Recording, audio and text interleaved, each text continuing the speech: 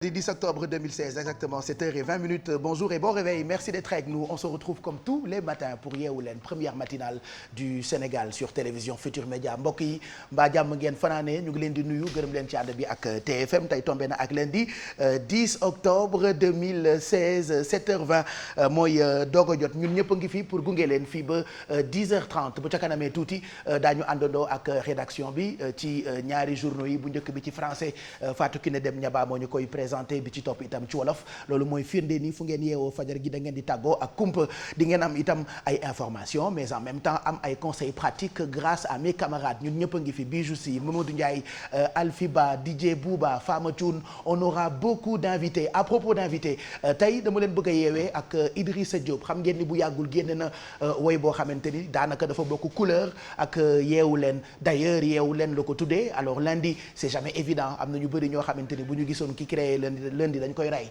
parce que neexu samedi noppalu dimanche c'est jamais évident nga yeewu lundi matin bi ak beaucoup de pêche mais heureusement ba Yeewu Leen mu ngi fi non seulement mën nga ko xool ci télé bi balaa ngay génn ci kër gi mais booy génn mën nga rattrapé wu grâce ak Yeewu Leen en mode FM ci 99.4 alors tout ce qu'on a préparé pour vous dinañ leen ko jox bu ca kanamee d'abord balaa ñuy xool li ñu njëkk bëgg a joxe comme choix musical Yeewu Leen bu Idrissa Diop qui sera d'ailleurs notre invité j'aimerais vous donner xibaaru jaww ji tuuti ngeen mën a xam fi mu tollu tembe fan la nawet bi tollu xam nga boobu ba tey ñu ngi leen di wax ni daanaka ñu ngi ci jeexitalu nawet bi nag buy bëgg a jeex tantôt dafay am mélange tàngoor ak seddaay ni mu daan tàngee fajar gi peut-être ñaari fan yi wàññeeku na mais néanmoins météo mu ngi ñuy xamal ni tey température yi mën na dem daanaka ba 42 degrés diggante Linguère ak Diourbel fii ci Ndakaaru par exemple yeewu nañu ak température bu toll ci 25 degrés alors Saint-Louis yeewu nañu tey ak 26 degrés Podor yeewu ak 28 degrés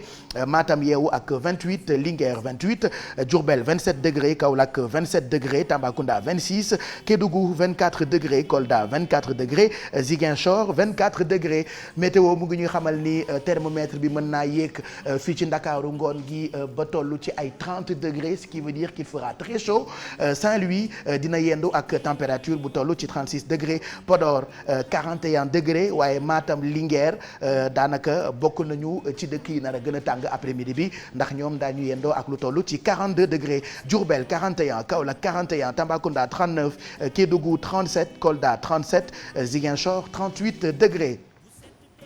ñu jox leen waxtu marée yi pour demkatu géej ci loolee itam mën na leen a soxal alors tey marée haute bu njëkk bi am nañu ko bi ci guddi gi bi 3h05 du matin jotee bi ci toftalu dañ ko am ci ngoon gi tey bu 15h55 jotee marée haute yi wax nañu leen ko marée basse yaa ngi noonu ñu bindal leen en même temps ci écran bi tey marée basse bu njëkk bi dañ ko am bu ca kanamee tuuti ci suba gi bu 9h30 jotee fekk moutarde bi yéeg ci kaw voilà et puis bi ci toftalu guddi gi la ñu koy am côté 21h55 waxtu yi nga xam ni mooy gën a baax pour dem nappi météo di ñu ko xamal bu njëkk bi ci kanam tuuti la diggante 8h 1 minute jàpp 10h 1 minute bi ci toftalu guddi gi 20h jàpp 22h 8h ci guddi itam jàpp 10h ci guddi muy 20h 28 jàpp 22h 28 jant bi mu ngi doog a xëy léegi 17h jotee dina so boori 18h 52 alors taux de change bi itam bëgg nañ leen ko baaxee laataa waxtu julli yi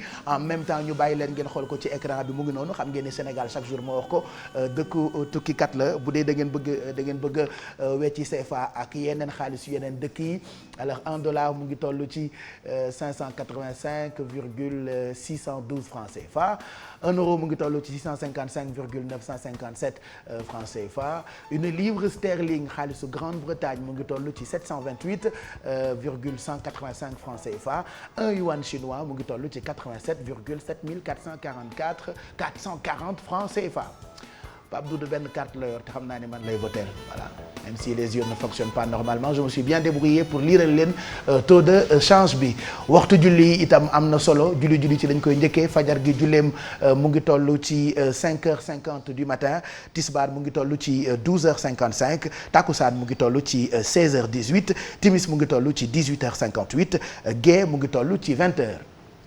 suñu mbokku chrétien yi ñu jàll ci jàngu yi cathédrale ba martyr de l'Ouganda jaaree ko église bu Saint-Joseph pas trop de changement ni bis bu ne cathédrale am na ñaari messe tey 7h ak 18h30 Martyrs de l'Ouganda ñaari messe 6h30 ak 18h30 église bu Saint-Joseph benn messe lay am 18h30 alors téléservice bi chaque jour première partie Yeewu Leen dañ leen koy jagleel horoscope bi dina dellu si à partir de lundi prochain Mado moo feebar moo tax fan yëpp amu leen horoscope ci téléservice bi mais dañ ciy gërëm bu baax waa service national météo Bamar Diagne moo ñu ciy jàppale fajar gu jot exactement 7h25 normalement j'avais promis dinañu yeewu tey ak Yeewu Leen way bu bees bi nga xamante ni daanaka c'est parti pour mu nekk hymne ci émission bi comme vous le voyez à l'écran Idrissa Diop moo ko woy def ci clin d'œil matinal bi mais en même temps dara dàqul xëy fajar déglu ko parce que daf lay yee comme bëgguñu rater dara itam ci ay information on préfère léegi nii bàyyi leen ak Fatou Kiné Dem Ñaba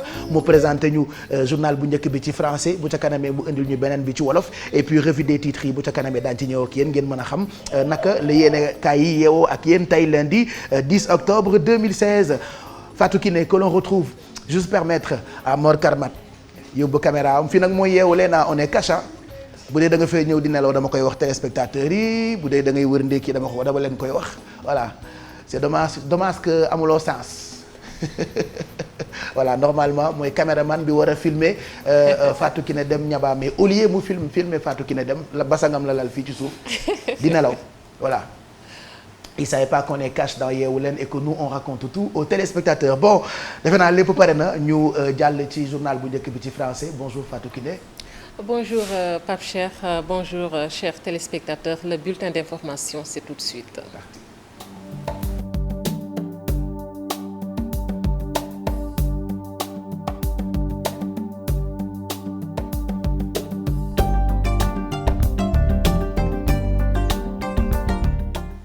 Merci d'être avec nous sur la télévision Futur Média. Franck Timis passe à l'acte. Le président de Timis Corporation a désigné Maître El Hadji Diouf pour déposer ce lundi sa plainte contre 21 personnes, dont les membres de l'opposition et de la société civile.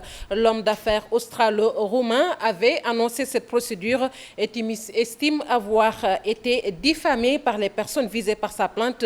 Dans cette affaire, l'ancien président Abdoulaye Wade, l'ancien premier ministre Souleymane Ndéné Ndiaye, Karim Wade et Samuel Sarr seront cités comme témoins.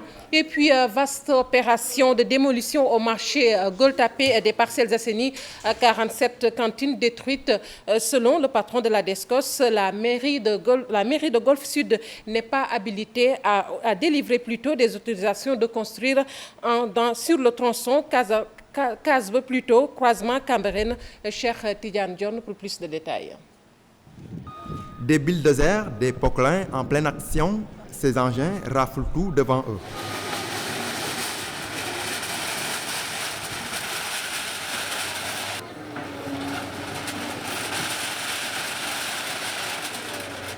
Et pourtant, d'après les autorités, des sommations ont été servies aux occupants depuis février dernier.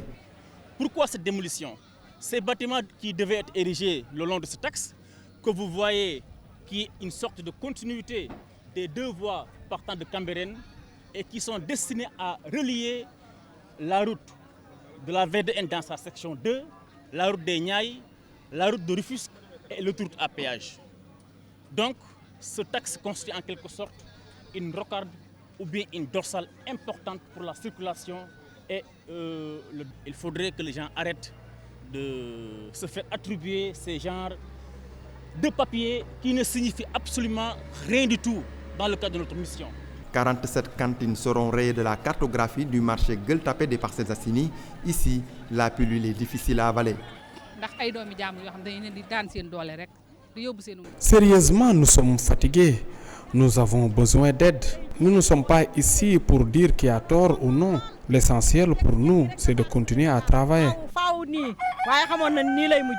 ñoo ngi ñaan nag yàlla na yàlla leeral lépp ay jigéen la ñu dañu daan suñu doole pour dimbali suñuy njaboot donc topp ñu mairie yi di ut secours ñaanuñu suñu doole rek la ñu ko. Le patron de la DSCOS tient à préciser que le marché Gueule-Tapée est la première étape des opérations, mais d'autres vont suivre. Normalement, quand quelqu'un construit sans droit ni titre, les démolitions sont faites à ses frais. Mais l'administration a prévu de prendre ça en charge pour aller plus vite. Après vérification, il s'est avéré que vous construisez sans droit, vous n'avez pas de bail, vous n'avez pas de titre foncier, vous n'avez requis l'autorisation de personne. Difficile pour nous d'avoir la version de la mairie de Golfe Sud qui, selon les autorités administratives, est l'initiatrice du projet de l'implantation des cantines sur le tronçon Casby, croisement Cambérène. Le directeur de la gestion et de l'entretien routier signale que leur agence collabore avec la DSCOS pour démolir tout bâtiment, cantine implanté anarchiquement sur l'espace public.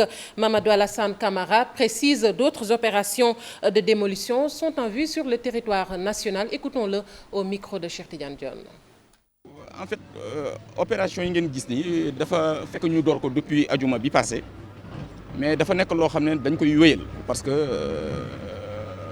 Ageroute ak Descos dañoo engagé wu daal pour que lépp li nga xam ne dañ ko tabax ci emprise tali yi te respecté wul li nga xam ne moom mooy yoon ñu jëlee ko fi parce que balaa ngay tabax ci wetu tali ci emprise tali bi dafa am yoon boo war a jaar pour ñu autoriser la ko te autorisation yi dafay nekk autorisation yoo xam ne nguur bi bu ko soxlaa rek da nga ko fay jëlee waroo fa def loo xam ne dafay dëgër noo xam ne suñ ko bëggee jëlee rapidement. Ça, c'est l'État qui a confié cette responsabilité à l'agence des routes. Je pense que toute entité de l'État ou les collectivités locales, avant de donner une quelconque autorisation, doivent veiller à avoir cet avis de l'Ageroute. Donc c'est pourquoi nous n'arrêtons pas ces opérations, ça va continuer et nous avisons toutes ces personnes qui occupent ou entités qui occupent les emprises des routes classées que nous serons à leur niveau pour leur demander de quitter. Regardez un peu ce qui se passe sur les passerelles, sur la route nationale sur la nationale 1. Les passerelles sont occupées en dessous, au-dessus, alors que ces passerelles sont faites pour les piétons. Donc je pense qu'il faut quand même qu'on revienne à la légalité. Ça, c'est l'État. Autre chose, le collectif des ex-travailleurs spoliés de leurs droits réclame toujours ces 27 milliards de francs CFA. Il demande à l'État du Sénégal de les rétablir dans leurs droits. Moustapha Gueye, coordonnateur du collectif, interpelle le Premier ministre Mohamed Boun Abdallah Dionne. Un plan d'action sera déroulé d'ici fin octobre. Si leur revendication n'est pas satisfaite, le collectif composé de 18 sociétés a tenu une assemblée générale. C'est un reportage de Alassane Bah Diafaraba. Une assemblée générale pour exiger le recouvrement de leurs droits. Le collectif des ex-travailleurs attend de la part du Premier ministre l'application de la directive du chef de l'État Macky Sall. Il a demandé au Premier ministre de veiller, comme on l'a dit, au suivi des contentieux sociaux dans les entreprises et à payer intégralement les droits des travailleurs concernés. Et je crois que quand même, quand un président de la République en Conseil des ministres demande quelque chose, c'est une décision. À partir de ce moment, nous pouvons constater qu'il y a une partie, en tout cas, du problème qui est réglé. Et cette partie-là, l'autre partie, revient au Premier ministre. À lui vraiment de faire l'essentiel pour faire sortir les travailleurs de cette situation aussi difficile qui est en train de décimer pratiquement la majorité de ces... Parce que, quoi qu'on puisse dire, vous savez, la plus grande perte d'un être humain, ce n'est pas la mort, mais la folie. Fin octobre, c'est l'ultimatum fixé par le collectif. Un sit-in à la primature et des marches prévues s'il n'obtient pas gain de cause. Nous avons toujours été patients parce que nous avons opté pour une conduite républicaine. Ce qui nous a permis vraiment d'être à ce niveau maintenant. Il faut reconnaître aussi que tout ce qu'ils ont eu à dire, ils l'ont respecté jusqu'à nos jours. Nous avons eu à faire des démarches. L'aboutissement de toutes ces démarches-là ont été révélés aux travailleurs qui sont les premiers concernés. Ils ont décidé de leur propre initiative qu'à partir de ce moment, si dans les délais limités par la décision du président de la République, l'exécution n'a pas été effective, on va dérouler le plan d'action. C'est presque 27 milliards de francs CFA que le collectif réclame. Présentement, nous pouvons assurer que nous sommes plus de 7000 travailleurs concernés par cette situation. Il y a 18 sociétés qui sont concernées effectivement par cette situation. Environ entre 25 et 27 milliards de francs CFA. En présence des partis de gauche, des mouvements de syndicats, le collectif des ex-travailleurs appelle à l'unité et à la mobilisation pour mener à bien le combat. Alassane Ba, merci. Dernier dimanche, avant la reprise des cours, les élèves trouvés au niveau de la plage de Ngor profitent des dernières heures de vacances et s'apprêtent ainsi à replonger dans les études pour une année scolaire réussite. Cher Hassan Afar, Thierno Laurent Mendy. Dernière ligne droite avant le début des cours. Pour ces élèves venus à la plage de Ngor, il faut profiter du week-end pour charger les batteries, bien se divertir, pour bien attaquer l'année scolaire. On est là pour s'amuser. Nous sommes nos élèves. Quand les vacances arrivent, nous s'amusons. Si certains écoliers jugent qu'il sera difficile de se concentrer dès demain, pour d'autres, ce lundi marquera le début des choses sérieuses. Il serait difficile pour nous de reprendre les cours normalement parce qu'on ne s'est pas suffisamment préparé. Ce dimanche marque le point final de nos vacances. Et là, je sais que les choses sérieuses vont démarrer et on mettra le paquet pour pouvoir vraiment réussir le pari. Une école stable, le seul souhait des élèves pour une réussite totale.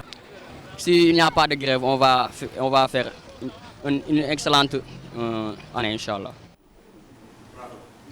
Sport, avant de terminer, les techniciens sénégalais comme les supporters qui décrient le jeu des Lions constatent une nette amélioration. Pour l'ancien directeur technique national Mama Sow, il faut simplement revoir la liaison milieu-attaque, tandis qu'au coach de GFC, Youssouf Dabo, il pense qu'avec le groupe Aliou Cissé peut négocier les matchs à l'extérieur. L'essentiel est de terminer premier à la fin, Pafaranying. 2 buts marqués, un clean sheet en alliant du jeu. Les Lions du Sénégal ont montré un autre visage, une amélioration même constatée par les techniciens locaux. J'ai senti une équipe qui est en nette progression par rapport aux sorties précédentes. C'est une équipe qui monte à chaque fois. Après, il faudra que les gens soient plus objectifs dans leurs critiques. Parce que ça parle de jeu, mais l'essentiel au très haut niveau, c'est la gagne. Quand on veut regarder, quand on veut voir que le foot, il faut regarder que le Barça. Et dans l'ensemble, je crois qu'il y a une belle prestation de notre équipe. C'est des raisons d'espérer. Nous sommes premiers et je pense qu'il faut garder le cap. Chaque match, sa vérité. Toutefois, il reste quelques réglages, surtout au niveau de l'attaque, pour marquer beaucoup plus de buts. Début de deux premières mi-temps quand même, où nous avons eu à sentir.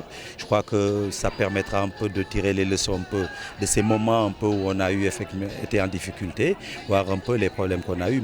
L'entraîneur, il est assez intelligent pour savoir les différents profils dont il dispose et il s'adapte par rapport à ça. Le plus difficile reste à venir, les matchs à l'extérieur qu'il faut négocier pour garder toujours la première place. Je pense qu'ils sortent d'un match nul, nous sortons d'une victoire. Sur cette course-là, il faudrait que, comme nous avons joué à domicile, nous puissions jouer à l'extérieur.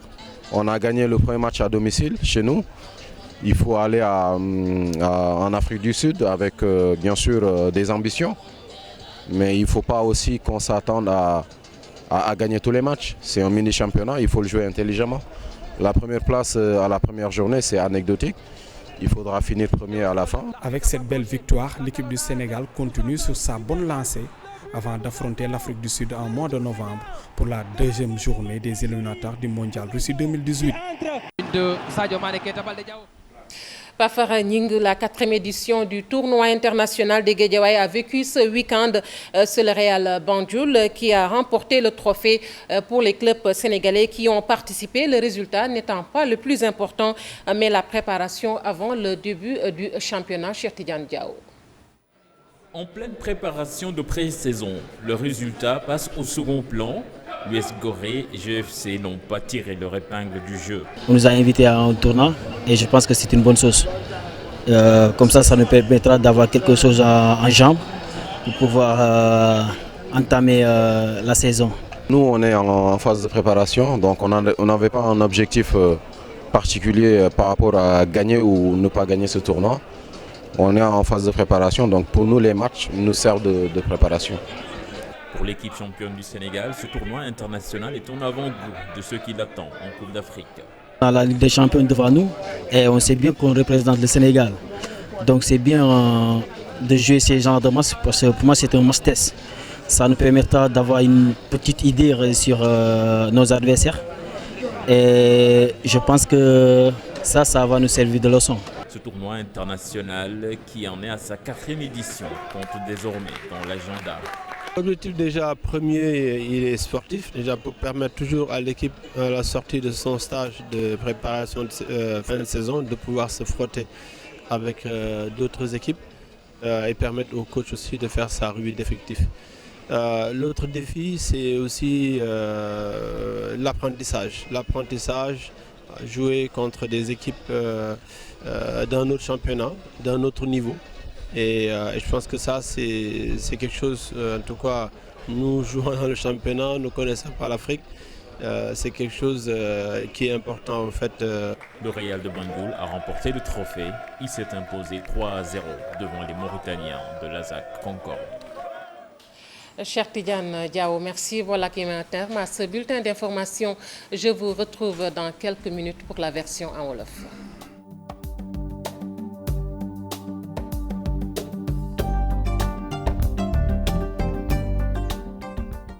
Merci Fatou Kiné, c'était le premier journal de ce lundi matin. La rédaction qu'on retrouve dans quelques minutes, ce sera pour un autre journal que tu nous présenteras en wolof 8h moins 19, 7h41 mooy doog a jot ñun ñëpp a ngi fi pour gunge leen tey jii ci télévision Futur Média laataa ñu ñëw ak yéen ci yéenekaay yi ak seeni xët dige bor la sànq bi ñu tàmbalee je vous avais promis Idrissa Diop bu bees bi yeewu leen la ko tuddee c'est une très belle chanson mu ci rendre hommage artiste boo xamante ni mën naa wax ni daanaka classe de guerre am la woon muy Seydina Insa Wade alors Seydina Insa Wade pour xale yi ko xamul kalaasu alfi gi woykat la boo xamante ni yàgg naa bégal Sénégal il est parti il y a juste 2 ou 3 années daan ànd ak Idrissa Diop d'ailleurs miin nañu France rappelez-vous Idrissa Diop bokk na ci woykat yi nga xamante ni très tôt dañu dem représenter Sénégal ci dëkk yu mag yu mel ni France donc bi mu ñibbisee ak léegi mu ngi bëgg a yàgg non seulement c'est notre père mais c'est un artiste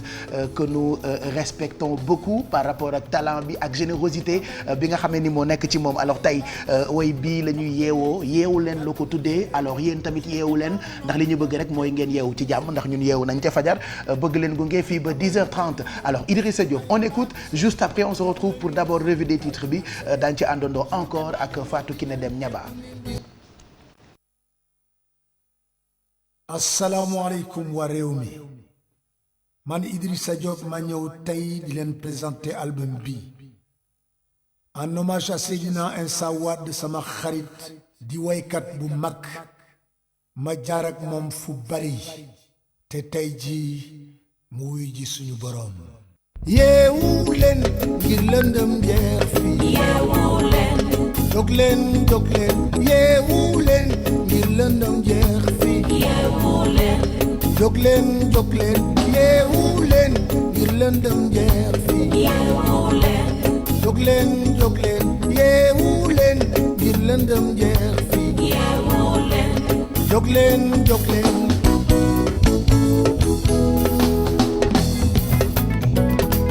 tabal ñu cig lëndëm def ñu ay mbaami sëf jox la ñuy sim dal di nan sebet suñu keppaaru noon di jël ceeb bu leen di siit tabal ñu cig lëndëm def ñu ay mbaami sëf jox la ñuy sim dal di nan sebet suñu keppaaru noon di jël ceeb bu leen di siit mu ne faax di ñaax desit wa mu tuur ko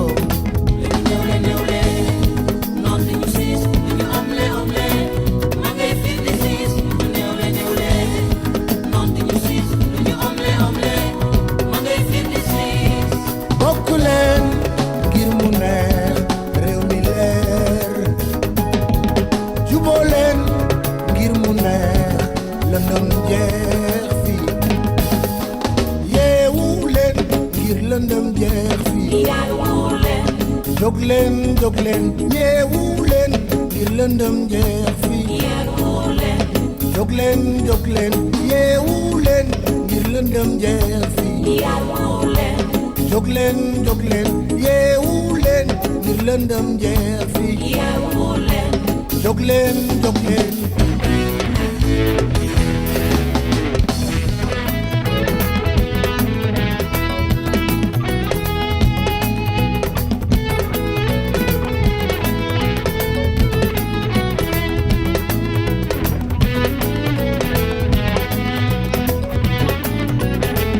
tabal ñu cig lëndëm def ñu ay mbaami sëf jox la ñuy sim dal di naan sebet suñu keppaaru noon di jël te bu nen di siit tabal ñu cig lëndëm def ñu ay mbaami sëf jox la ñuy sim daal di naan sebet suñu keppaaru noon di jël ceeb bu neen di siit mu ne faax di ñaax mu ne faax di ñaax ba sit woo mu tuur ko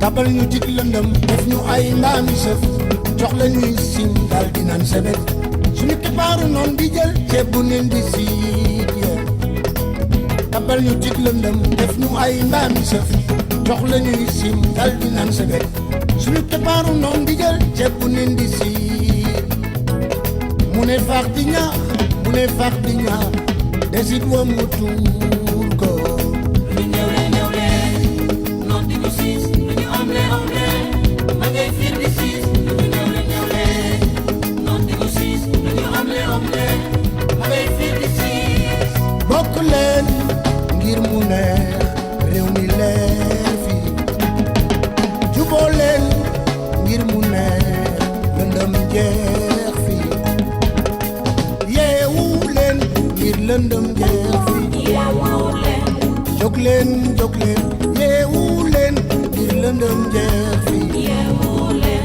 jóg leen yeewu leen ngir lëndëm jeex fi jóg leen yeewu leen ngir lëndëm jeex fi jóg leen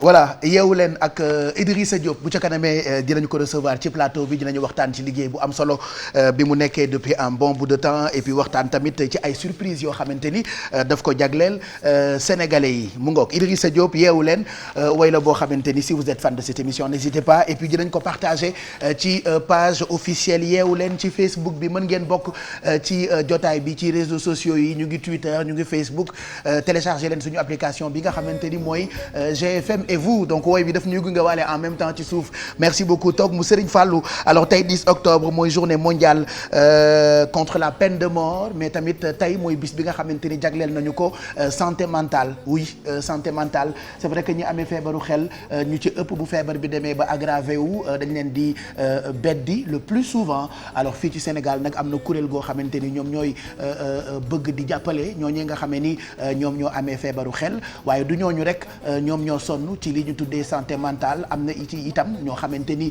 liggéey bu bëri moo leen jox ay jafe-jafe ci seen wàllu xel am na ci ñoo xamante ni stress bu bëri ak ni jamono mel mooy tax ba ñu am problème mu santé mentale en tout cas bu ca kanamee on essaiera d'en parler parce que ñun fajar gu jot sujet yëpp la ñuy waxtaane c'est la seule émission où l'on parle de tout j'allais dire tout et de rien mais on parle de tout donc dinañu indi suñu xalaat on va commenter un tout petit peu surtout ñi nga xamante ni ñooy liggéey alors yenn saay liggéey bi bëri ba nga stressé ba finalement nga am ay problème ci wàllu xel loolee dina bokk ci li ñuy waxtaane tey di journée mondiale bi ñu jagleel loolee ñu tuddee santé mentale qu'on m'appelle Fatou Kiné mu yegg si waat ci plateau bi bu ko defee mu jàppale ñu ci yéen kaay yeeg seeni xët bi ngeen xëyee ca subaak léegi bëggoon ngeen itam xam yéen kaay yi naka la ñu xëyee tey ji ci bis bi lundi 10 octobre 2016 bu ca kanamee dinañ ko xóotal ak Mamadou Mouhamed Ndiaye ci revue de presse bi en attendant Mouhamed Ndiaye mën ngeen ko déglu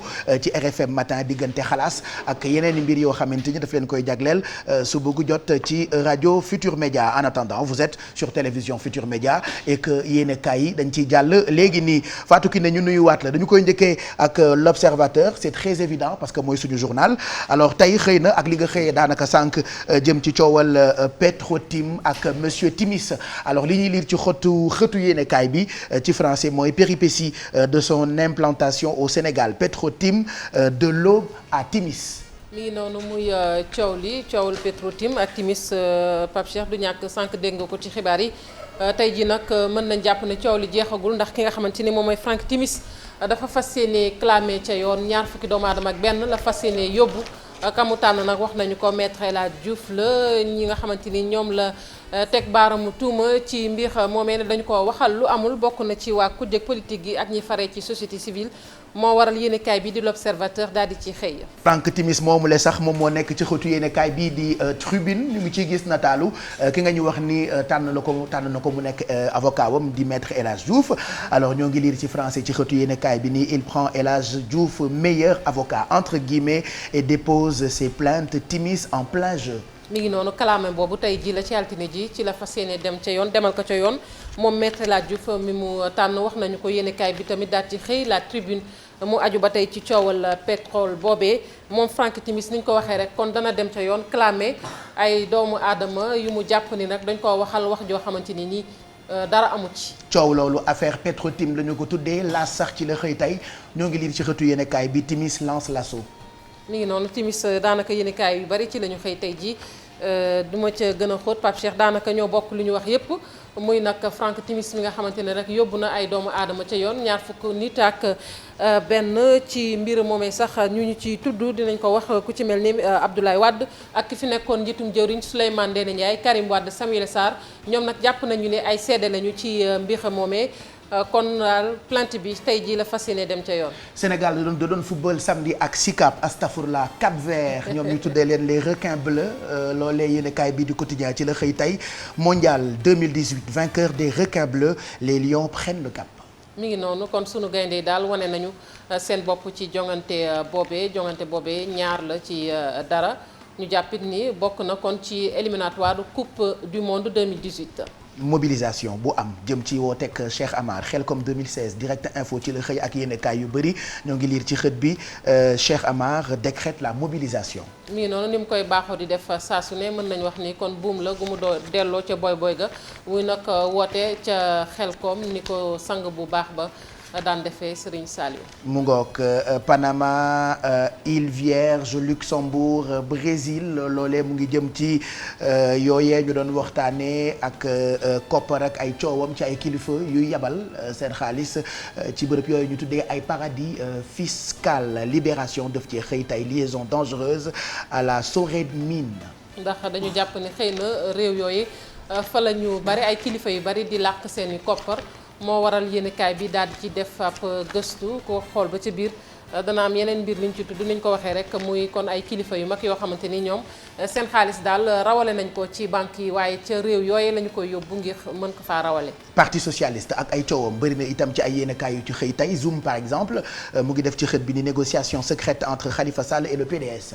mi ngi noonu ñu jàpp nag ne fi mu ne nii xëy na ñoom ñaar ñooñee ñu ngay gise boo xamante ne sori na gëtu askan wi muy diggante Khalifa Sall ni nga ko waxee ak ki nga xamante ni moom mooy Ousmane Tanor Dieng mu nekk nag kon coow loo xamante ne daal mi ngi ci parti socialiste. raak amoon na biir parti socialiste ca Kaolack jour J moo ñu koy xamal tey bagarre rangée entre jeunes socialistes. mi ngi noonu ndawi socialiste yi kon doon fantasiro foofee ca diwaan ba moo waral yéenekaay bi jour J moom it daal di ci xëy ni ki tey. beneen coow a ngi direct astafurla populaire ci la xëy tey tuddee ko violence politique une dizaine de blessés dans l'assaut du siège de Rewmi. mi ngi noonu kon bànqaasu réew mi fa la coow la amoon ba lu toll ci fukki doomu aadama jëlee ci ay gaañu-gaañu. dossier parité homme-femme enquête ci la amal ab gëstu tuddee ko la marche chaotique d'une loi. mi ngi noonu loi la boo xamante ne ba dëgg ni dañu jàpp ni xëy na fa ñu bëggoon mu yegg gu fa mu yemale diggante góor ak jigéen rawatina ak barab yi nga xamante ne fa la ñuy nas ak di noccee la ñu bëggoon daal mooy li mu góor ñi ak li mu jigéen ñi mën faa tolloo waaye dafa mel ni ba nëga ni charte boobee dafay sooxe. et puis dañuy jeexal ak réew mi xëy tey Cheikh waxtaan ak ki nga xam ne ni mooy Babacar Gaye bu PDS wax na ci lu bëri ba ci affaire du pétrole et la plainte de Franck Timis le grand oral de Babacar Gaye la ko yéenekaay bi tuddee tey. mi ngi noonu muy nag maanaam ay kàddu yoo xamante ne Babacar Gaye moom yëkkati na ko wax na ci ni nga ko waxee léegi coowal pétrole bi ak lu jëm ci mbirum Franck Timis mu nekk nag laaj boo xamante ne daal yéenekaay bi laaj la bu dox ci diggante yéenekaay bi ak moom Babacar Gaye mu indi ci ay tontu. mu ngoog jërëjëf Fatou Kiné loolee yéenekaay yi la woon ak seeni xët bu ca kanamee ñu dem ci revue de presse bi ak Pa Ndiaye Mamadou Mouhamed Ndiaye 7h54 en attendant mooy doo ko jot 8h moins 6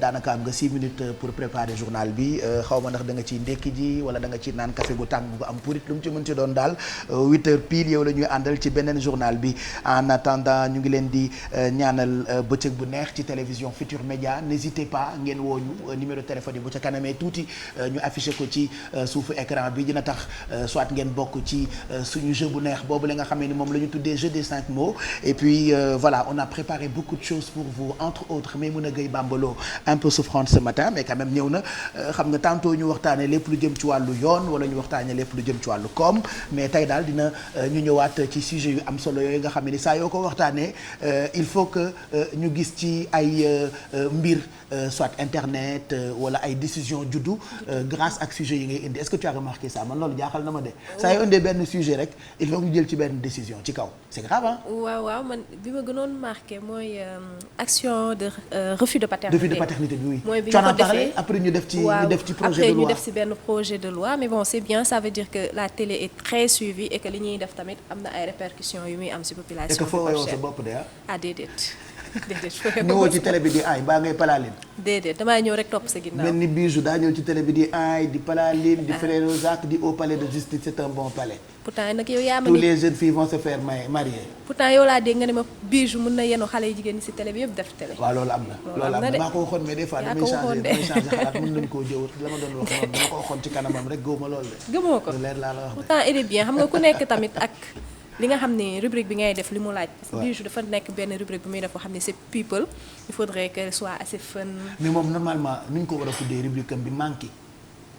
non Bijou manqué. non. ah joie de vivre. joie de vivre waaw ok. Alfi nag comme ñëwagul moo gën a manqué ñëpp moom. ak robe bu zone seet naa ko muy romb sànq. Alfi saf loxo. saf loxo. waaw tu penses que dafa saf loxo. ah yow xamoo ci dara. man kay xaw ma ci dara parce que normalement li muy togg da koy jënd ci restaurant yi dégg naa indi ko daal di simuler ne nii lañ koy defaree pare génne bi mu jënd ci restaurant. ah pourtant dégg naa ne QG passé palaat bi mu yónnee rey nga ci sa mais bopp de togg ko sama kër la ko jëlee. ah yow tamit man Alfi ñëw na sama kër de def yu baax te maa taxaw fekkee def plat yu baax. Fama Thioune nag. Fama. Manka. Pank. Soof. Pank. dafa soof ah. dafa pank. dafa pank ah. waaw moom daa pank. ak cannabis DJ Bouba Pata. DJ Bouba.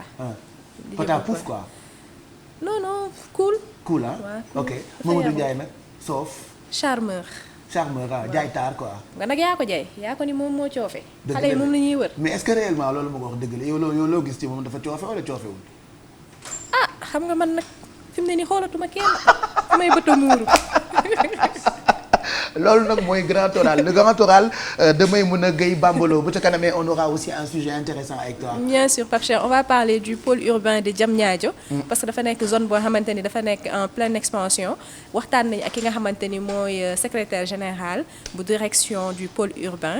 mu expliquer ñu enjeu yi ci am ni ñu ko daggee yan département moo fay nekk ñaata ministère moo fay nekk et éventuellement pour am fa xam nga dañ ko def ay pàcc dagat mais waaw dafa am nag côté yoo xamante ni kenn mënu fa dëkk ay entreprise rek moo fa mën a nekk donc ñëw na ci critère pour entreprise yi nga xamante ni bëgg nañ fa implanté wu ban processus la ñuy topp et éventuellement nan lañ defee structuration zone boobu voilà ça ce sera intéressant ci kanam ak Maimouna Gueye Bambalo mu jëm ci pôle urbain bu Diamniadio on voyagera dinañ dem par exemple Haïti samedi ci guddi rek maa ngi leen koy wax en général bu fekkee am na jéyee wala lu metti lu am ci dëkk da nga gis ni dëkk yëpp dañuy mobiliser wu tu vois par exemple sur Facebook nit ñi changer statut ba def Pride for par exemple Belgique wala France on a remarqué que depuis njombe loolu am Haïti on voit presque personne soutenir ce pays et pourtant c'est un pauvre pays ba noppi itam catastrophe naturelle boobu leen dal kenn ñaanalu ko kenn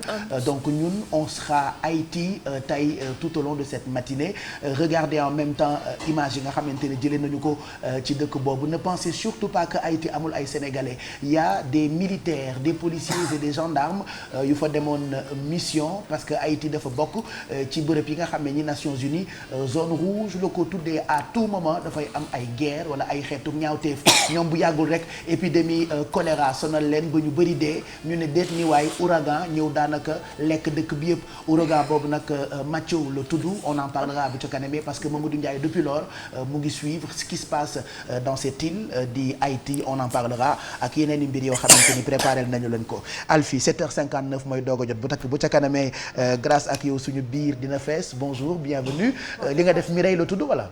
waaw bii mooy Mireille bu gàtt. ah si je me trompe pas. non bi Mireille bu gudd bi la Alfie. non bu gàtt. si fii lay yem mais dafa jar nga koy yëngal je t'ai juste posé une question c'est pas la peine de yëngal tata. bàyyi ma yëngal Mireille bi di wane wu nii ah. bàyyi ma yëngal Mireille bi. d'accord kan moo la coiffé tey.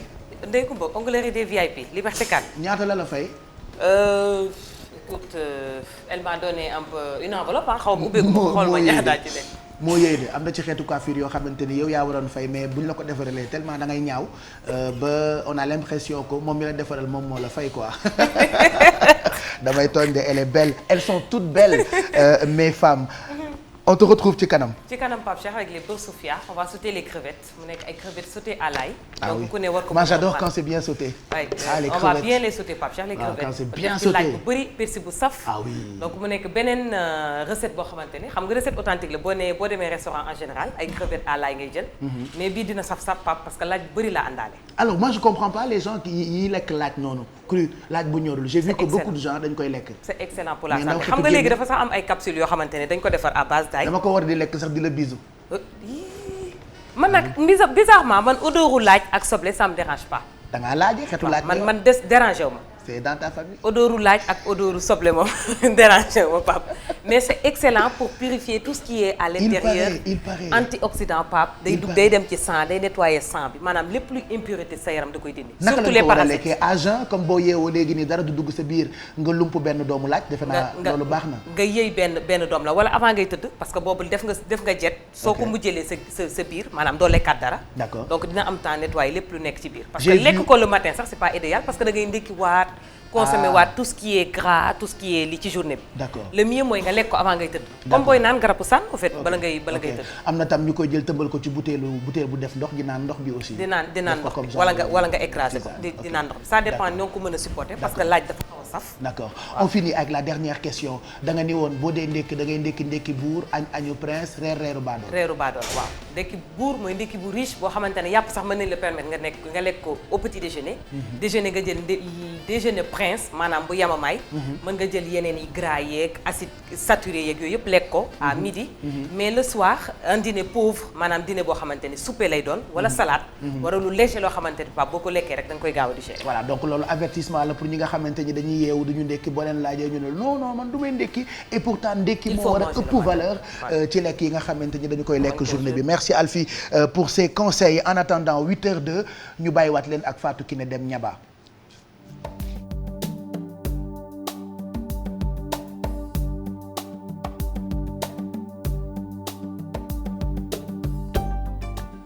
jërë ngeen jëf ci ànd beeg télévision Futurs Médias xibaar yi ñu tàmbali ko ak Franck Timis mi fas yéene clamé ca yoon Maître El Hadji Diouf la tànn ngir nag mu layal ko yóbbul ko kon plainte boobee ca yoon lu toll ci 20 doomu aadama ak benn tudd nañu leen ci mbir moomee muy nag ñu bokk ci kujje politique gi ak waa société civile moom homme d'affaires boobee nag dafa jàpp ni dañ ko waxal wax joo xamante ni nii dara amu ca lu jëm ci mbir moomee nañu jàpp ni Abdoulaye Wade ki fi nekkoon jiitum jëwriñ Souleymane Ndéné Ndiaye ak Karim Wade Samuel Sarr ñoom nag tudd ñu leen ne daañu doon seede ci mbir moomee ñu wax nag ci ay cantines yoo xamante ne dañu ko jëlee fële ca Gueule Tapée bu Parcelles Assainies lu toll ci ñeent fukki cantines ak juróom-ñaar daal dinañ leen jëlee ca barab yooyee moom njiital Descos nee na nag mairie bu Golf Sud amul sañ-sañu di jox nit ñi autorisation ngir ñuy tabax ci barab yooyee fu ca mel ni case ba jàpp croisement Cambérène Cheikh Tidiane Dione.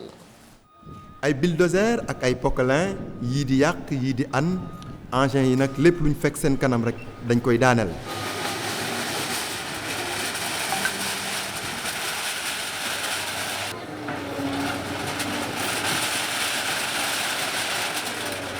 suñ sukkandikoo ci kàddu ñi nga xam ne nag ñoom ñooy kilifa yi nee nañu joxoon nañ ay sommation maanaam yëgaluñ nañ ñi nga xam ne ñoo fi nekk ne lii dañ ko war a yàq te loolu nag bi ñu ko defee boobu ba léegi ci weeru février la woon. tey dañu ñëw fii pour dajji cantine yi nga xamante ne mairie Golf Sud moo ko fi doon def cantine yi 47 la woon ñeent fukki cantine ak juróom-ñaar lañ fi bëggoon def à R+1 je ne dirais pas que ci peggu tali bi mais ci kaw tali bi la te cantine yooyu mairie amul kayit bu firndeel war na ko mën a def amul autorisation de construire dafa xëy rek ñëw tracé rëdd commencé tabax. lu toll ci ñeent fukk ak juróom-ñaar ci ay cantine moom la ñuy daaneel fële ca marché Gueule Tapée bu Parcelles Assainies fii nag naqar li fës na ci yenn ci jaaykat yi. ndax ay doomi jaamur yoo xam dañu leen di daan seen doole rek di yóbbu seenu njaboot ñu yëkkati leen rek moo tax dëgg rek mooy mujj sonnoon rek yàq suñuy bagage loolu daal tey jii nag xamoon na nii lay mujje ndax danoo sonnoon lool ñu jékki-jékki rek tasaare suñuy bagage faaw nii waaye xamoon na nii lay mujje ñoo ngi ñaan nag yàlla na yàlla leeral lépp ay jigéen la ñu dañu daan suñu doole pour dimbali suñuy njaboot donc topp ñu mairie yi di ut secours ñaanuñu suñu doole rek la ñu ko suñ sukkandikoo ba tey ci kàddu ki nga xam ne nag moom mooy patron Descos moom mu ngi xamle ne marché Gueule Tapée moom mooy étape bi njëkk bi waaye am na yeneen yoo xam lañ ci tegu te loolu dootul yàgg dara. li ma lay xamal mooy urbanisme ak ses services ñu ngi def seen kem kattan pour lépp li nga xamante ne moo leen war seen diggante ak population bi ñu ngi koy def tey mënuñu wax tey ne ñiy tabax xamuñu ne balaa ngay tabax war ngaa am këyit képp ku ko xamul aussi na nga ko xam tey. mu jafe pour ñun ñu daal di am li nga xam ne moom mooy version waa mairie bu Golf Sud bi nga xam ne nee nañ ñoom ñoo samp bi le projet bi nag li mu jur moom mooy ay cantines yoo xam dañ ko def ci peggu yoon bi ci xàll wi nekk si diggante rond-point Case ba. directeur bi toppatoo ak di saytu lépp lu jëm ci wàllu tali bi nee na agence am nag mi ngi lëkkaloo ak Descos ngir fas yéene jëlee mboolem bâtiment wala cantine boo xamante ni dañu ko samp ci barab boo xamante ne nii amuñu ca sañ-sañ moom Mamadou Alassane Camara mu teg ci ni am na yeneen opération yoo xamante ni sax daan ci sóobu opération de démolition fépp ci biir réew mi lay doon ñu teewlu ko ba tey ak Cheikh Tidiane Dione.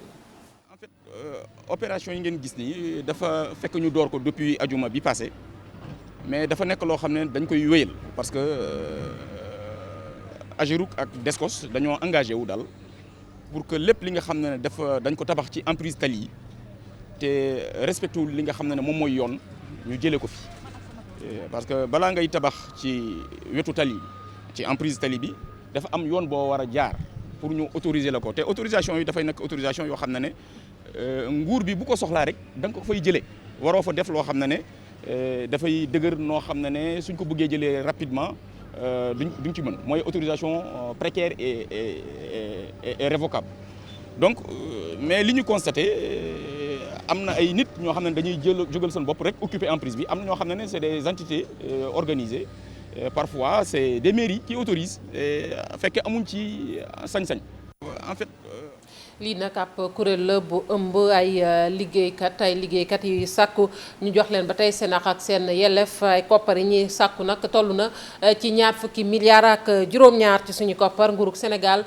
lan yi nañu leen delloo seen ak seen yelleef Moustapha Guèye moom mooy coordonnateur bu collectif bi mi ngi sàkku ci njiitu jëriñ ñi Mohamed Boun Abdallah Dionne ngir nag mu taxaw ci seen jafe-jafe dina am ab plan d'action boo xamante ne nii daanu ko wéyal fileek njeexitalu octobre bii lay doon bu fekkente ne taxawuñu ci seeni jafe-jafe collectif boobee ëmb na lu toll ci fukk ak juróom-ñetti société Alassane Ba.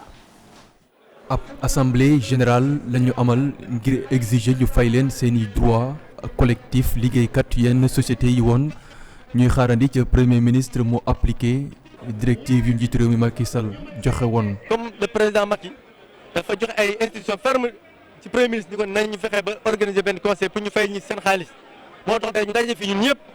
li loolu président wax dañ ko jëfe comme respect lañ am si moom ak ci réew mi ñun ay républicain ay démocrate lañ te vraiment dañu am respect bu baax parce que génn di def leneen dama ko waxoon si commencement bi ñun duñu génn di ay tojkaar ak manifester dañu topp yoon ba yoon nañu nañu fay suñu xaalis moo tax dañu wax président li mu wax da ko jëfe njeexitalu weerub octobre bi nag la ñu fixé comme ultimatum collectif bi di wax ne bu fekkente ne dara xewut danañ amal ay sit-in ca primature ak it ay doxu ñaxtu. plan d'action bu njëkk mooy dinañ organiser marche bu ñu déglul dinañ def sit-in mais loolu yëpp ñu ngi ñaan vraiment ñu bañ sa àgg parce que comme président joxe na directive ni premier ministre na régler dossier yi li ñu bëgg lu mu gën a gaaw dañ taxaw régler lii parce que ay père famille lañ sonn nañ ñii seen sëy tas nañ seen njaboot yi dee nañ te comme nag moom moo jiite ni nañu def ñu mu digal ne nañu def mu gën. lu toll nag ci ñaar fukk ak juróom-ñaari milliards ci suñu koppar moom la ñuy sàkku ñu fay leen ko. mboolem travailleurs yëpp juróom-ñaari junni lañ ak téeméer ak lu teg. ñu ngi si 18 sociétés ba 19 waa Savane Sali ñëw nañ fekk ñu muy 19 sociétés. li ñu xaymaa yëpp ça fait presque 27 milliards en tout l'argent bi yëpp ñu dajale société yëpp ñu toll ci 27 milliards. ci teewaayu parti de gauche yi ay mouvement yu syndicat collectif bi di oote ab mbooloo ngir ñu mën a amal seen xeex mi niñ ko bëggee. Alassane Ba ñu di ko jaajëfal ñu wax nag ci dibeer gu mujj ci vacances yi ñu def ab nemmeeku fële ca plage bu Ngor ñañu fa fekk nag di ndongo ya ñoom ñu ngay profité bu baax a baax ci waxtu yu mujj ci vacances yi lañu bëgg nag mooy année scolaire bi buñ ci sooboo tamit ñu def ci seen kéemtalaay kàttan ngir nag ñu mën a am ndam ci li ñuy jàng Cheikh Hassana Fall Thierno Laurent Mendy.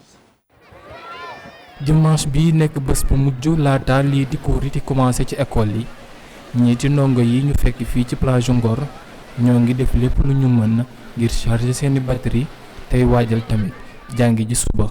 vacance bu ñëwee dañuy vacance ba vacance jeex. man maa ak sama booy ñu ànd maa ak sama cousin pour def benn kii sortie bu ndaw rek pour tëj vacance yi waaw. dernier dimanche bi dañoo bàyyi ñu tàggoo affaire yoon ñu bàyyi ñu pour bu ko defee foo bi jeex na ñu wan ñu tey mooy dernier foo. suñ ñenn ñi jàppee ne dina metti loolu pour ñu mën a commencer seeni cours suba ñeneen ñi moom jàpp nañ ne lundi bi dina nekk loo xam ne mooy wane ne chose sérieuse yi tàmbali nañu. mais suba pour ñuy jàng dafa difficile ñun quoi parce que nañu kaa yéex a wax quoi. mais kon ubbee nañu jàng rek comme ni ñoo jàngee rek góorgóorlu rek xam nga. boo amee ay papa yu baax ak ay yaay yu baax ñoom ñoo lay kii daal ñoom ñoo lay wax ne la instant yii nii noonu tey moo tax ñu bàyyi ñu pour ñu ñëw ñu wax ñu ne tey daal la fooy jeex. suñ ñiiti professeurs yi wàññee seeni grève ndongo yi moom jàpp nañ ni mën nañ def résultat yu jéggi dayoo. dépend des professeurs. su grève yu bëri s'il n'y a pas de grève on va faire dinañ def ay résultats yu baax ci année scolaire bi. année inchallah. dimanche bi nekk. ñu wax ci wàllu tàggat yaram ak technicien sénégalais ak supporters yi nga xamante ni nii ñoom ñoo doon ŋàññe doxalinu sunu gaynde yi tey nag am nañu yaakaar gannaaw ba ñu génnee ci seen jongante bu mujj bi ki fi nekkoon directeur technique national Mama Sow moom nag nee na li ñu war a xoolaat rek mooy jeu bi ci milieu attaque bi kii nag di coach bu GFC Youssouf Dabo nee na moom Aliou Cissé ak groupe am dañu war a def seen kéemtalaay kattan ba xool daal ni ñuy négocier jongante yi nga xamante ni ñu ngi koy amalee fële ca biti réew li ci am solo daal moom mooy fexe ba mujjantal gi ñu nekk ci bopp bi Pape Fara Gningue. de Sadio Mané Keita Baldé Diaw la frappe de Keita. dugal ñaari bi te kenn dugalu ko boole ci football gaynde yu Sénégal yi nag wone beneen xar kanam li nu mel sax techniciens yi nekk fii ci biir dëkk bi gis nañ ko. évolution am na si bu baax a baax parce que équipe bi buñ koy xool match bu mu génn rek beneen bu si topp dafay gën a teg ay pas jëm ci kanam. ñu mbokk yi nga xamante ni dañuy toog di critiquer tout le temps par rapport ak naan jeu beeg yu kenn xamul xam nga au niveau moom li si am solo mooy résultat parce que résultat la ñuy laaj maintenant bu fekkee nag ñëpp dañu bëgg rek gis football bu neex am njaay indil job comme ni ñu koy waxee nañuy seetaan Barça rek. parce que y a eu de l'amélioration. match bu nekk nag ak dëggam waaye li ñu gis démb buñ ci jàppee te liggéey ci même bu dee match yi ñuy génne la jëm Afrique du Sud am nañ yaakaar ni mën nañu def mieux. waaye des na ay jooyanti rawatina ci attaque bi ngir mun a dugal ay bii yu bëri. surtout sur le front de l'attaque liaison milieu attaque bi xaw na des am na liggéey waaye je pense que y a des raisons d'espérer surtout sur le plan offensif. ñun aussi sunu équipe bi il faut que ñu xam yan façon joueur la ñu am heureusement que entraîneur bi il est assez intelligent pour savoir yan profil de joueur la am et par rapport ak ça dafay adapté wu et organiser équipe am selon li nga xamante ni loolu la ñu mën. li gën a métti nag moo nekk match yu ñu joué ci biti réew Sénégal faaw mu négocier ko ngir nag garder li di première place bi. comme ni ñuy joué ci biir en faisant attention ñoo jiitu match biti boo mënut gagner da ngay gérer pour jéem a au moins bañ a perte. première place bi ci première journée bi dafay anecdotique parce que ñëpp benn match lañ def mu des ay match yu bari. maintenant c'est vrai que bu ñuy dem Afrique du Sud dañ fay dem ak ay ambition am solo ci tournoi bi mooy bu jeexee bu ñu demee ba jouer match yëpp nga féete kanam. ak ndam li nga xam ne moom la ñu am équipe bu Sénégal nag mu ngi wëy ci performance yi nga xam ne moom la nekk laataa nag muy dajeek Afrique du Sud ci weeru novembre mu nekk ñaareelu bëccëg bi jëm ci éliminatoire mondial Russie 2018. pour son troisième ballon. ñeenteelu édition bu tournoi international bu Guédiawaye amal nañu ko ci njeexitalu ay bis bi Real bu Banjul moom moo jël raw gàddu gi club sénégalais yi ci bokkoon nag ñoom nee nañ daal résultat bi nekkul li ci am solo li gënoon a am solo mooy ni ñuy waajalee bu baax a baax li nga xamante ni moom mooy championnat bi Cheikh Tidiane Diawo. équipe Sénégal yi nekk ci digg préparation pré-saison mu mel ni loolu tax ba match yi ñi amal jamono yi résultat bi nekkul li ëpp solo US Gorée ak Guédiawaye football club nag ci tournoi bi jël ci ñetteel ak ñeenteelu place bi. tey jii dañoo invité ci tournoi bi mu doon affaire bu baax daf day tax sax ñu mën a am dara suñu tànk yi mais ba léegi nii pareeguñu donc pareeguñu boo xoolee nu ñuy footballé da nga xam ni dese nañu lu bëri sur le plan physique ak. bon lu bëri quoi dese nañ lu bëri. tournoi bi amuñu ci woon objectif wu gagner ko wala dara ñun dañu nekk ci phase de préparation et par rapport ak suñu préparation boobu dafa am yoon bi nga xamante ni moom la ñu teg et tournoi bi du tax ñu changer ko ama ñëw nañu participer parce que tournoi bi ñun ñoo ko organisé il fallait que ñu participer mais derrière ñun suñu objectif xam nañu lan la et dañuy liggéey en fonction de ça. US Gorée bi nga xamee ni moo nekk champion Sénégal na la représenté suñu réew ci Ligue africaine des champions mu mel ni avant-goût la ci li leen di xaar. tey jii dañuy représenté Sénégal au niveau Afrique donc mu doon affaire boo xam ne ñëpp ñu ngi ñuy xaar donc loolu foog ñu tam ñu ciy bàyyi xel bu baax donc ça demande ñu liggéey bu baax ñu xam ne Afrique bokkul sax ak voilà championnat fii donc boobu beneen niveau la. tournoi international bi nag mi ngi ci ñeenteelu édition am mu mel ni mi ngi commencé di am solo ci agenda football. waaw tournoi bi boo gisee ñu koy organiser déjà daf ñuy permettre mooy xam nga balaa nga dugg saison chaque fois équipe bi day tëju préparé wu dafay entraînement yu métti donc su génnee il faut aussi nga jox leen benn chance boo xam ne danañ mën a football ay match ak équipe yoo xam ne xaw nañu am doole yu dëgër loolu mooy objectif bu njëkk bi beneen objectif aussi. tàmmuñu di football ak équipe yoo xam ne dañoo jógee bitim réew donc ñu bëggoon aussi di invité moo tax ñu def ko tournoi international invité ñeneen ñoo xam ne ñu football ci yeneen championnat pour ñu natt suñu doole ak ñoom. Real bu Banjul nag moom moo jël ndam li ginnaaw bi mu daanee final Azak bu Concorde bu Mauritanie ñetti bal ci dara. ñi di ko jaajëfal Cheikh Tidiane Diaw mbokk yi sant nañu leen gërëm leen rédaction bi dina dellusiwaat 13h ci yeneen xibaar ci yaatal jërë ngeen jëf.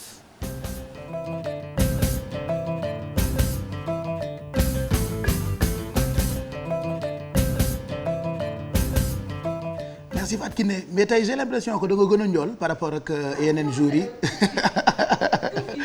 dañ ko tegal banc en fait pour mu gën a kawe tey daanaka moom président Abdou Diouf a tolloo ñoo tolloo taay merci beaucoup madame Niaba Fatou Kiné ñu ngi lay gërëm bu baax dig daje gi wax nga ko sànq bu ca kanamee lay doon ci diggu bëccëg gi ak rédaction bu télévision Futur Média alors saa yu ñu paree journal dañuy dem fekk suñu correspondant yi un peu partout à travers Sénégal alors tonton Mac dama lay bàyyi nga wax ma ban dëkk nga ñuy yóbbu tey ci correspondant yi nga xamante ni dañ leen di fekki ci seen ay gox ak gox-goxaan ban dëkk nga ñu yóbbu nu ci carte bi gisuma ko noonu fii fan la ni Mbour d'accord alors Mbour defe naa kii moo ñu fa teewal Abdou Diouf ah oui je parlais justement de Abdou Diouf président Abdou Diouf bii nag bokkul ak président Abdou Diouf ba tey c'est un président parce que mu ngi Mbour ci liggéeyu Futur Média bu fekkee jàppandi na ñu jokkoo ak moom mu mën ñoo jox ay xibaar yi ñu mën a jàpp ci dëkk boobule di Mbour Abdou Diouf ñu ngi lay nuyu mbaa jàmm nga fanaane leen di fay bu baax a baax Pape Cheikh Diallo sant yàlla bu baax. macha allah naka Mbour xanaa kankurang yi jeex na nag. waaw kankurang yi jeex na il y a de cela une semaine. il paraît que coow li bëri woon na de ak kankurang yi.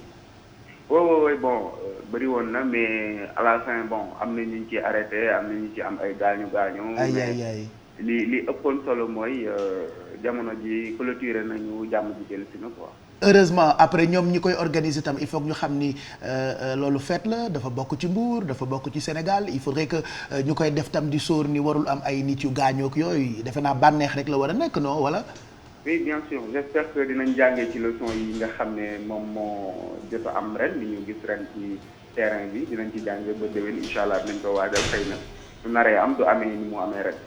voilà bu loolu weesoo lu ñu fa mën a jàpp ci ay xibaar foofu ci Mbour Abdou.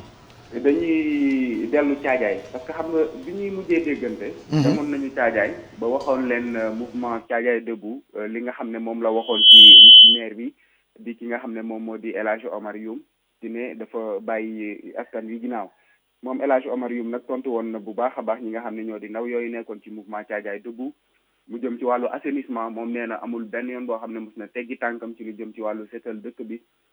ba am na sax am na déggoo boo xam ne am na ko ak beneen maire boo xam ne moo den ak commune am ngir ñu amal benn dépotoir di fenn foo xam ne bërëb la bu ñuy bokk di fa tuur mbalit ne ñu daañu jël matuwaay yëpp ngir setal dëkk bi li jëm ci wàllu inondation bi également ne woon na moto pompe yi ñu ngi fii ci dëkk bi te daañu leen wasaare fépp foo xam ne inondation am na fa daanaka ay fan gannaaw gi ci la liggéey boobule tàmbali.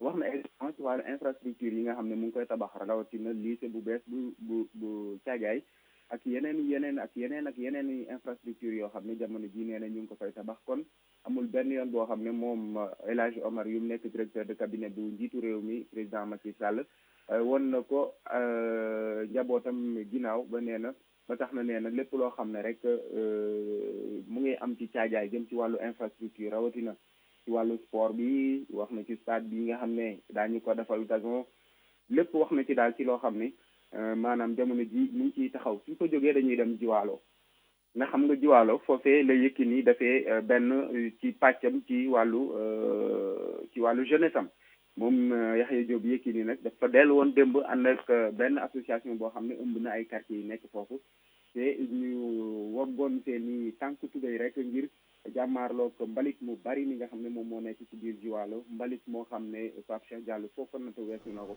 ay toom yu bare bari ñu koy tuur yenn saay ci fi ñu naan lagin boobu nag jamono ji soo ko demee doo ko mën a xàmme ndax li nga xam ne noonu la tilimé ba tax na moom Yékini mu indi woon ay moyens yu am solo ay camion ay benn ak li ni mel ngir daal di tonni mbalit moomu moom ak askan yu Joal daal di koy tuur yi feneen foo xam ne fa la ñu prévoir ngir di ko tuur moomu leen mbalit muy nag liggéey bu am solo boo xam ne waa Joal yëpp génnoon nañu def ko foofu nag mu yaatul lool te nee nañu du fa yem ndax mbalit mi benn bés ñaari bés ñetti bés mënu ci dara te ñu takk seen gànc ci lay xar ko daal di koy daal di jàmmaroog mbalit moomu la génne ko dëkk ba suñ ko jógee dañuy defaat trajet opposé dem ba fi ñu naan Daarul Xabaan nag benn daara bu mag la boo xam ne foofu la sëñ Cheikh nekk bu mu Sëriñ Saliou démb nag foofu la ñëpp daje woon rawatina Cheikh Amar xam ne moom mooy faral di jàppal njaboot yi ak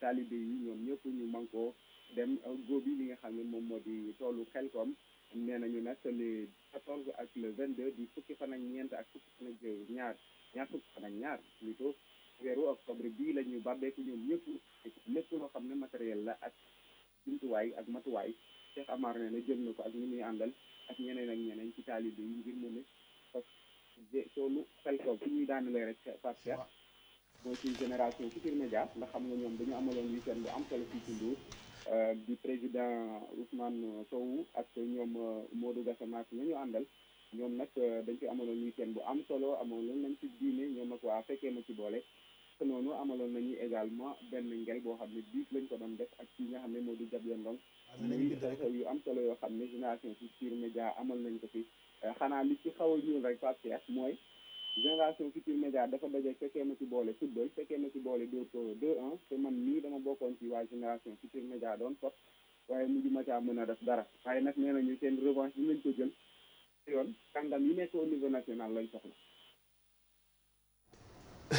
J'entendais rien en fait en réalité wax nga ba daaneel Abdou te dégguma li nga wax donc je ferai pas de commentaire ñu ngi lay gërëm bu baax su ma déggoon li nga wax yëpp mën cee commentaire mais bon grawul de toute façon ñii seetaan dégg nañu yéen dégg ngeen li président Abdou Diouf wax ñu ngi koy gërëm bu baax moom mooy suñu correspondant permanent foofu ca Mbour on est cash ak téléspectateurs yi depuis ce matin je vous parle de caméraman yi fi nekk tey ci suba Mor Xarma ak Amsatou voilà Amza au moins il bosse bien jusque daf ma cadré rek toog def croiser les bras des pieds sinon depuis sànq Mor Karmat mu ngi Candy Crush ban niveau nga toll c'est cool ça alors ñu ngi gërëm bu baax waa production ñoom ñu envoyé Mor ak Amsatou on est content keneen ki moom gisatuñ ko Ibou Cissé il est où on ne sait pas voilà donc ñooñu la ñu àndal tey ci filmation bi c'est eux qui nous filment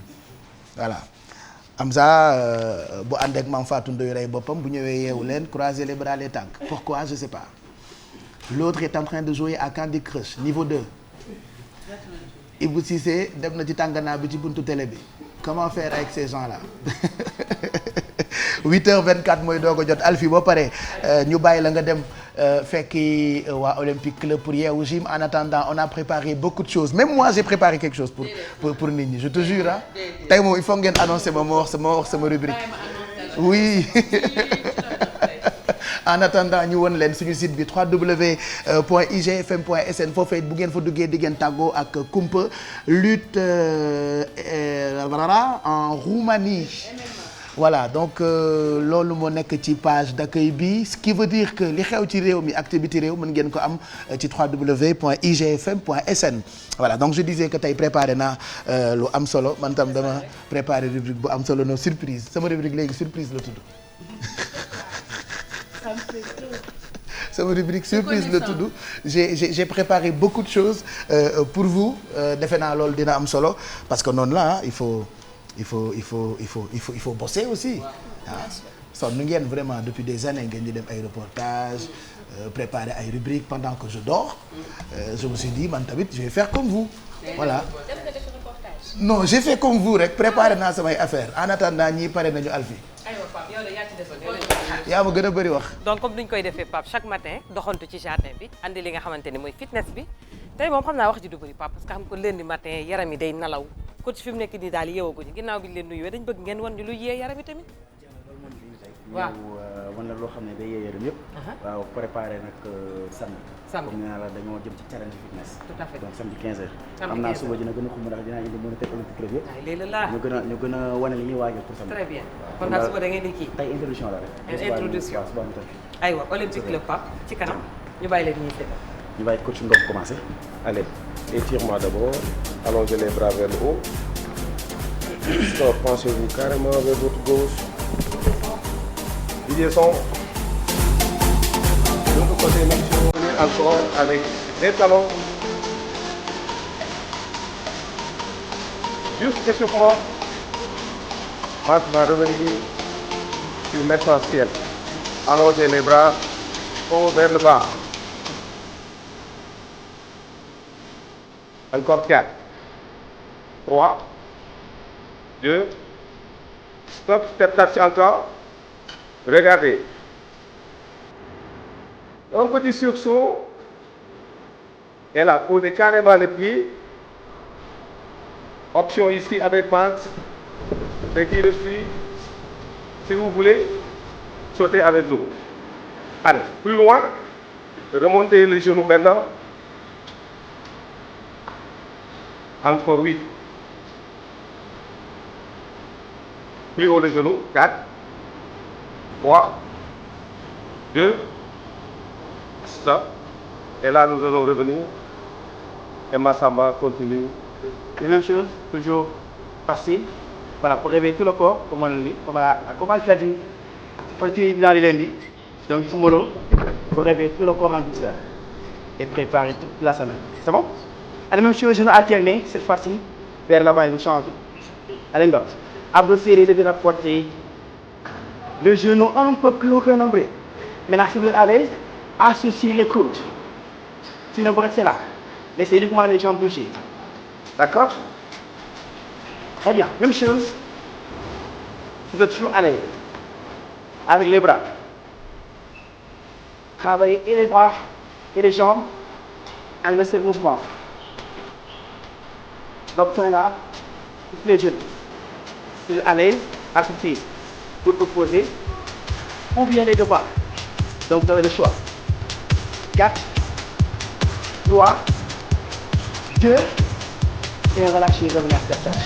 donc yaasa yeeg lépp luy xam ne routine wala buy didi ci week-end bi li ñu consommé xam nga ni su ngeen defee lii yëpp wàcc nga xamante ni yaram bi day puraat am na option intense ak option bu yamamaay bi bu ngeen ko seetaanaatee ci TFM replay bi di ngeen ko mën a comprendre mais waa Olympique Club nag ñu ngi préparé lu rëy samedi ku ko bëgg fekkee da ngay dem fële ci corniche bi muy olympique suba dina ci gën a ñëw coach. Inch'Allah ñu tàggu leen rek jox leen rendez-vous demain inch'Allah. Inch'Allah Baye Cheikh. mais yeewu ji ma ngoog. waaw merci Alfie jërëjëf ñëw viens nous rejoindre ci plateau bi merci beaucoup waa Olympique Club coach Mass Mor ñoom ñëpp ñu ngi leen di gërëm bu baax je rappelle que bu ngeen bëggee def sport n'hésitez pas dem leen ngeen fekk leen parce que sport l'idéal est toujours de faire ça ak ay professionnels allez on enchaîne ak Coming Next bi je rappelle encore que tey j'ai préparé des sujets man tamit préparé naa rubrique ay affaires yu am solo j'en parle pas parce que surprise lay nekk en attendant on rappelle encore que bu ca kanamee daañu waxtaanee pôle urbain bu Diamniadio ak Maymouna Gueye Bambalo. Effectivement Pape Cheikh comme ni ma ko expliqué 5. waaw bàyyi leen foofu maa ngi ñëw ci ñoom léegi. oui Aïssatou Paye Fall moom mu ngi mel ni malaaka Maodo. waaye kon télé bi léegi comme maternité baal ma àggali. Voilà comme ni nga ko waxee on va parler du pôle urbain Diamniadio. xool yan enjeu moo fa nekk gouvernement bi lan la ciy prévoir yan département ñoo fay nekk pour mun fa am ay bureau nan ngay def et éventuellement yan mooy infrastructure yi nga xamante ni moom lañ prévoir foofu donc on a fait un entretien avec les secrétaires général du pôle urbain dina ci ñëwaat en détail tout à l'heure. il en parle bu ca kanamee et puis ak Mamadou Ndiaye dinañ ñëwaat ci. Match Sénégal SICAP bi non pourquoi on dit SICAP depuis samedi Sénégal Cap Vert oulala ak préparation mondiale 2018 bi ma say pas que Russie lay amee dañ ñëwaat entre autres ci yooyu ak yeneen actualité sport. Voilà bonjour Pape Cheikh bonjour téléspectateurs ci kanam dinañ ñëwaat retour ci match bi xool victoire bu am solo bi Sénégal am ak ndaw Aliou Cissé yi surtout pour démarrer première journée bi nañ ci wax nañ ñëwaat tamit ci résultat zone Afrique bi yeneen dëkk yi nan la ñu mujjee ci week-end bi dinañ wax tamit basket ak GIA mi nga xam ne dafa monté ci national 1 bi ci kanam nañ ci ñëw yaatal ko bu baax Pape Cheikh.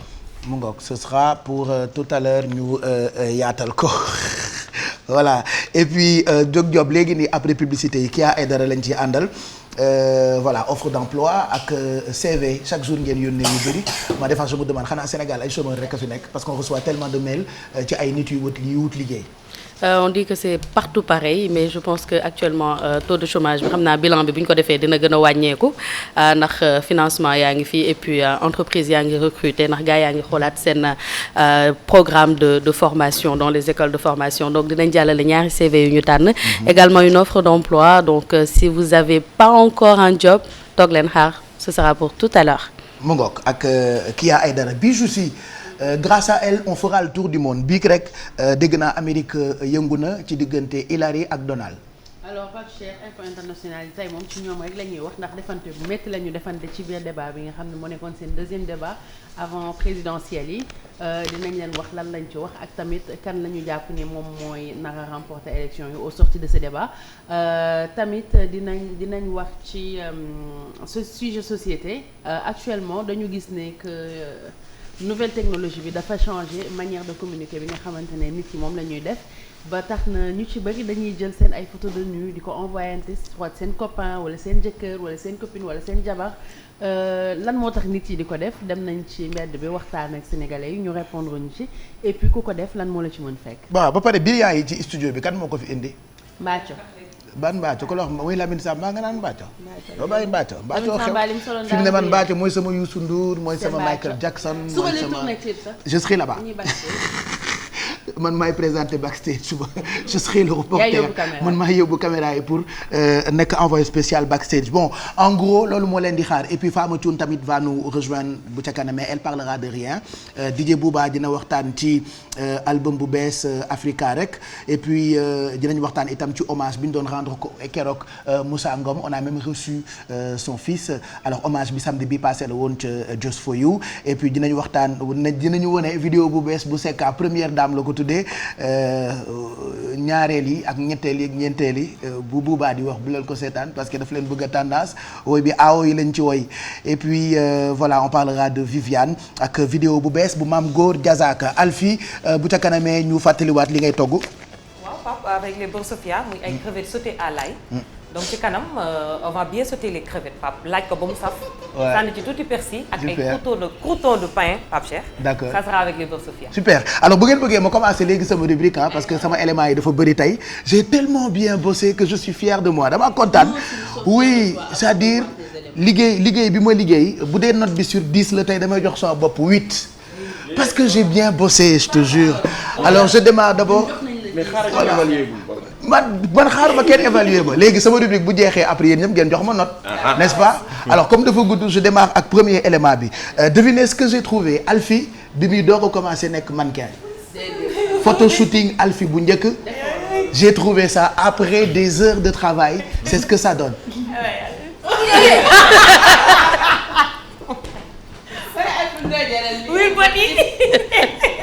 aju bi nag pour lan. il y a quelques années cette petite fille dafa bëggoon nekk mannequin international parce que dafa musoon a fan Naomi Campbell. yow kay lañ koy laaj ñu la ko jaral donc Alfie au début de sa carrière bi mu bëggee nekk mannequin photo bi la njëkk a envoyé agence bi après ñu contacter ko loolu moo tax mu nekk mannequin mais mannequin bi daf ko nekk juste quelques années ñu dàq ko elle est devenue animatrice télé. oui. non c'est-à-dire du Alfie de lii mooy wane ni man j'ai beaucoup bossé. j'ai bien bossé. est-ce que mën nañu xoolaat photo bi voilà shooting bu njëkk bu Alfie yow mais qu'est-ce qui s'est passé jour bii nii comment tu as fait pour yéeg ci kaw garab gi garabu niim la je rappelle que fii côté Sicap la woon. photographie ñoo lay dugal ci lu nekk. ok donc dañuy soxla verdure tellement que dañ lay yëgloo ci kaw ay garab pour am image bu rafet lii de ko war a deuxième élément boo xamante ni dama ko préparé Bijou Ndiaye à ses débuts elle a toujours voulu être animatrice télé. per yi peme xam nga peme. taay mu nekkee xale elle a toujours voulu être ce qu'elle est devenue. alors caméraman bi Kébé la en réalité parce que moom Bijou Ndiaye ñoo bokkoon koñ mais dégg naa kii muy interviewé nii borom boobu njool de bi Bouba Ndour la. bëgg caméra.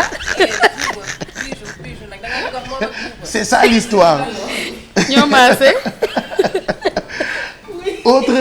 autre élément gis naa Youssou Ndour Mbaye Dieye Faye ak Super Étoile bi ñuy doog a commencé woy ak seen groupe c'était en 1900 war ga dërëm.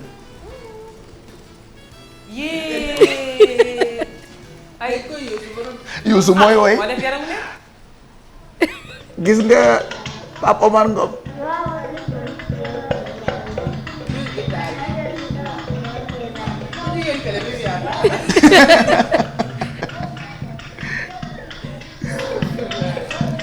Njaga gi ne sinon Njaga Ndour foofu.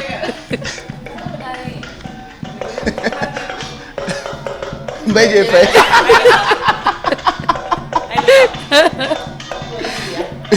Mbaye Dieye Faye ubbil micro bi en même temps ñuy wax.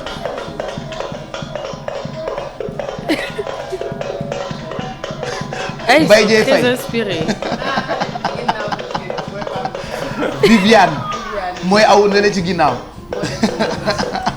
Pa Moussa moo taxaw noonu parce que mooy waaj a sóob Baara Mbaye Super Étoile awkat bi non comment il s'appelle Ousin Ndiaye merci beaucoup Ibou Cissé Ousin Ndiaye mooy aw noonu Youssou Ndour moo nekk noonu voilà Jimmy Mbaye moo nekk nële ak guitaram donc ça c'est Super Étoile en 1900 war ga dërëm le micro bi mu ngoog Super Étoile 1900 war ga dërëm je continue ou j'arrête après rubrique bu jeexee di ngeen ma wax ndax dafay am tous les jours wala bëggatu leen mu am. j'ai rencontré Ngone Ndiaye Géwél bi muy am 8 ans nekkate moom yàgg naa taasu Ngone Ndiaye Géwél il y a quelques années regardez.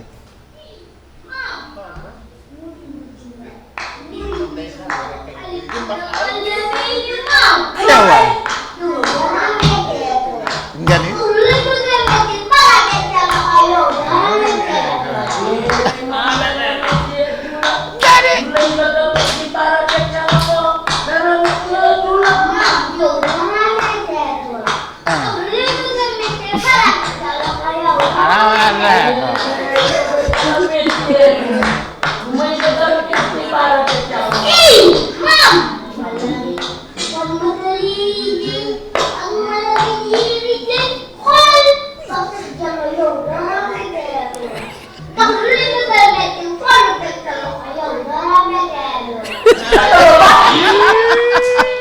relève bi c'est assuré ci wàllu taasu bon j'ai dit que Ngone Ndiaye Géwél la bi mu nekkee xale mais en réalité Nogoy la tudd maamam mooy mère Ndiabi doomu mère Ndiabi moo ko jur bi tamit ça fait le tour du web ah.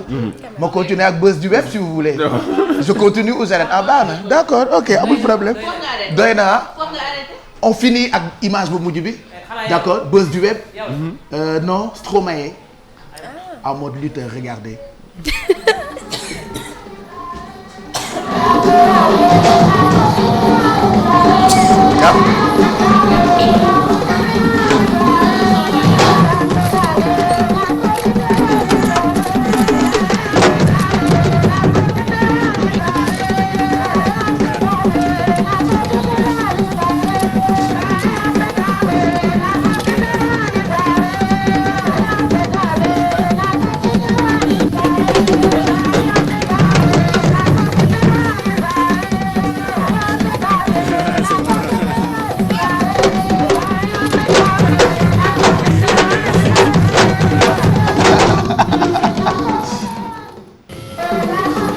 boobu ngoog Stromae merci ak ngemb bu ndaw bi yaaw jaal man Mamadou Ndiaye mii lañ koy booleel parce que boo xoolee Mamadou Ndiaye gis ngemb Stromae di nga am un peu une idée ci Mamadou Ndiaye tey bu ñu ko dugaloon ci arène bi c'est à ça que ça ressemble.